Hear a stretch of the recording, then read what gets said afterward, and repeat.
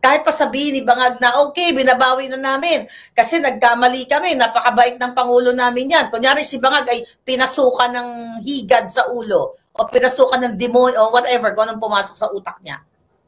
Di ba?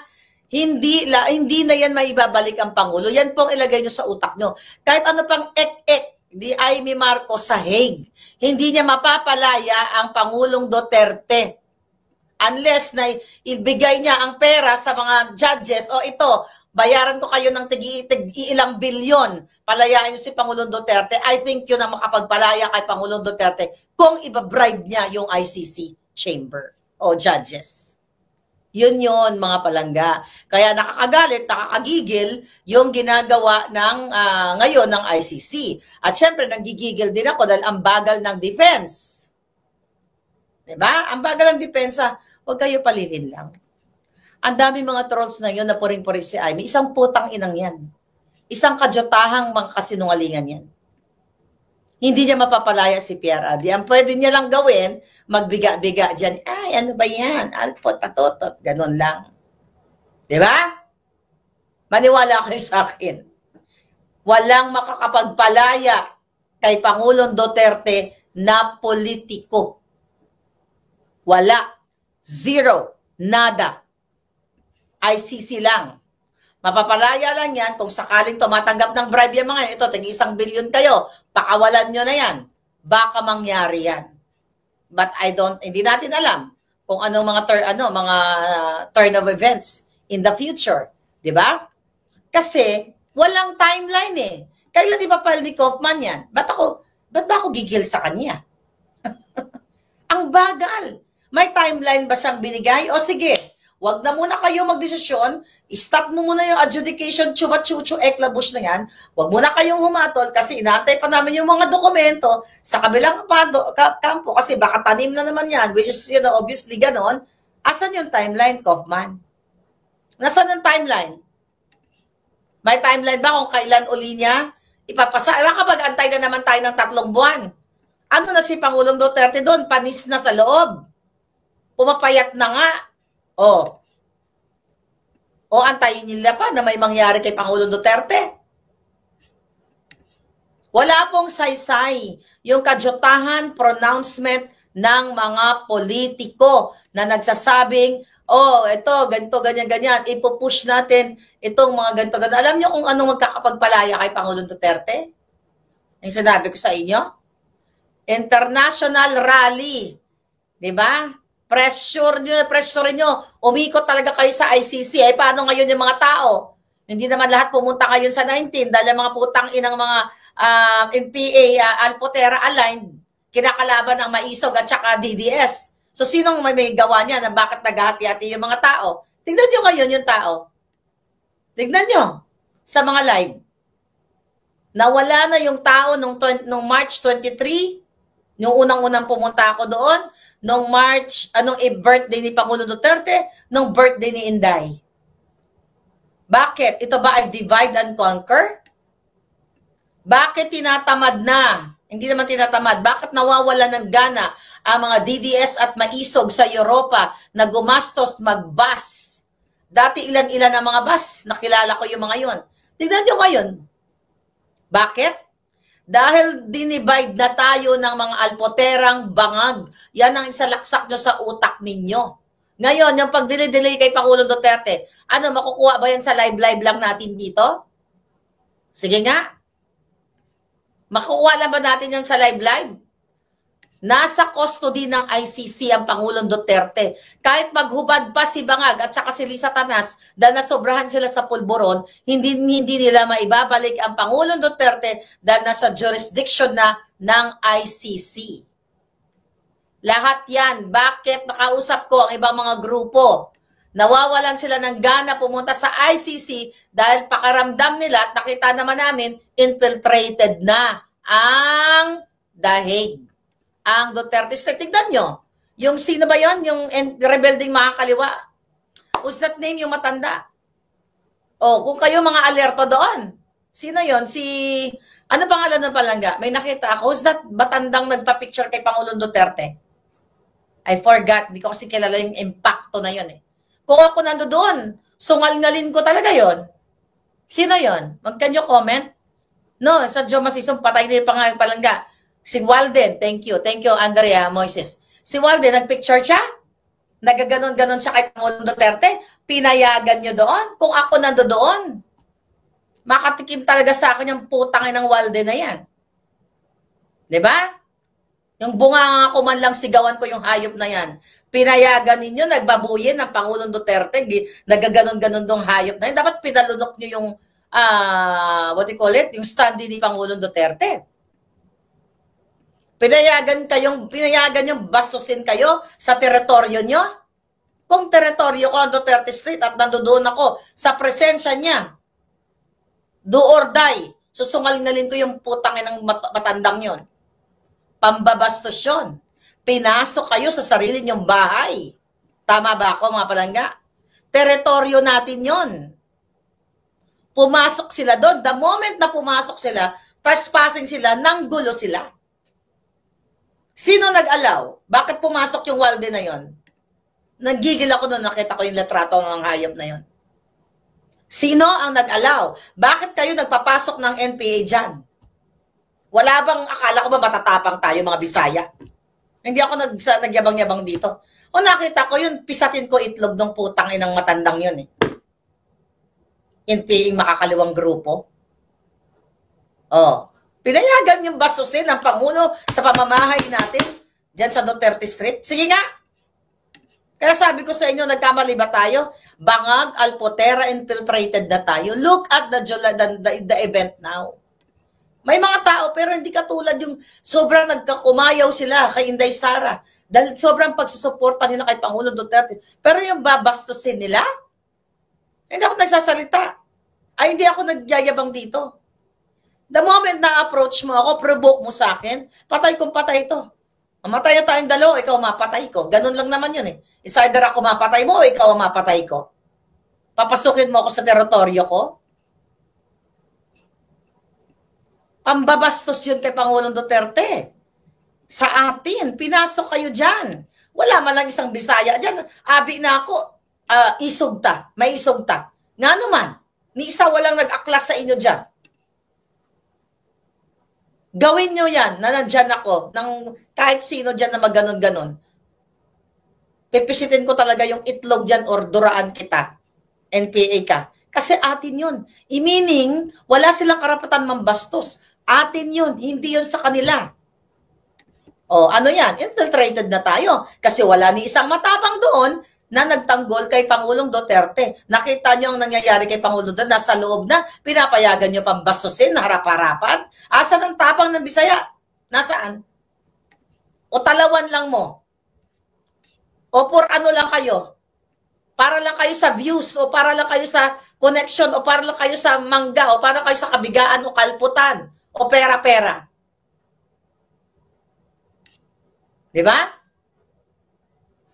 Nakita niyo ba nung ginangap ako ni Trillanes sa mga grupo niya, yung mga patpatin niyang gwara dito sa LA?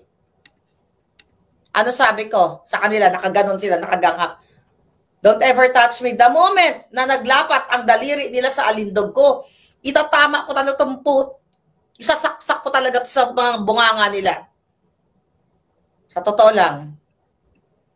Nag-practice pa naman ako sa sagingan nung bata ako. Eto, papasok talaga to sa kamao. Oras na nilapatan mo ang alindog ko, mga palangga.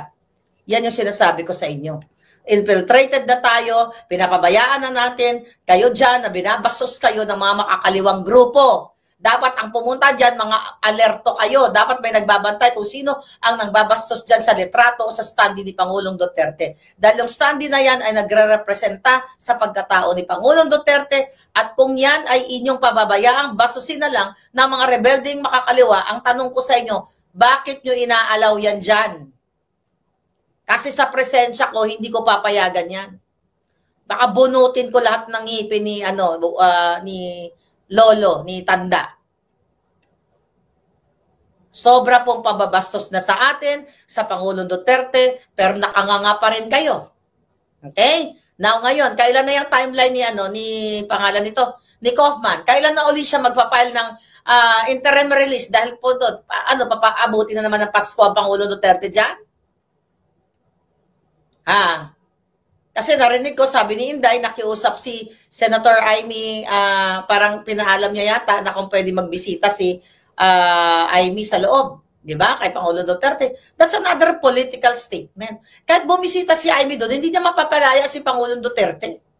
Kahit sino pa ang bumisita na politiko, kahit kailanman hindi nila mapapalaya ang Pangulong Duterte, optics na naman yan, wow, galing-galing ni Amy, pumasok sa loob ng detention ni Pangulong Duterte, oh my God, Lord, ito na siya, sagot na ng langit, Panginoong Yesus, di ba, ganon kayo, kasyunga yung mga, alpotera, nagpapaniwala kayo, akala nyo pag pumasok na mapapalaya nyo, panawagan na ng mga alpotera, Marlica, magtutok ka na lang, di ba? Ayaw niyong boljakin ko yung mga scammer ng mga alpotera. Ang gusto niyo magtutok na lang ako para mapalaya ko si Pangulong Duterte. Di mga jolol talaga. Hindi nag-iisip ng tama, di ba?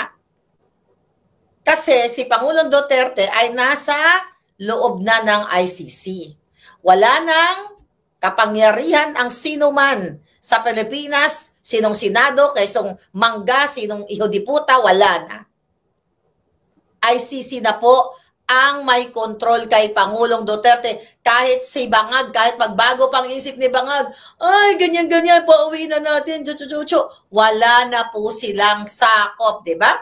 Kaya nga sila independent, kaya nga sila tinatawag na International Criminal Court Dahil meron silang tinatawag na Rome Statute, ay meron silang sarili, hindi sila pwedeng saklawan. Di ba? Hindi sila pwedeng sakupin. So, diba, paunawa ko lang sa inyo na yung ibang mga nauuto, wala pong sino mang politiko ang pwedeng makapagpalaya kay Pangulong Duterte. Hindi po yan pwedeng diktahan ng ICC, pero kung tumatanggap ng bribe, yan ang makapagpalaya kay Pangulong Duterte. Let's say, for example, sasabihin ni Jaime, oh, Kopman, baka naman, kilala mo naman yung mga yan, yung mga judges na yan. Baka pwedeng opera natin tigo 1 billion yan o palayaan ni Pangulong Duterte. Doon lang natin mapapalaya si Pangulong Duterte. Then again, okay ba sa inyo yon? Magbabride tayo, ganyan-ganyan. But example ko lang yan. Halimbawa ko lang yan na yan lang ang pwedeng mabilis na magpapalaya kay Pangulong Duterte sa illegal na pamamaraan. Dahil nga siya ay nasa loob na ng ICC, ay tigil na ang mga pakyut ng mga politiko, di ba, mga political eklabush, okay lang yung support.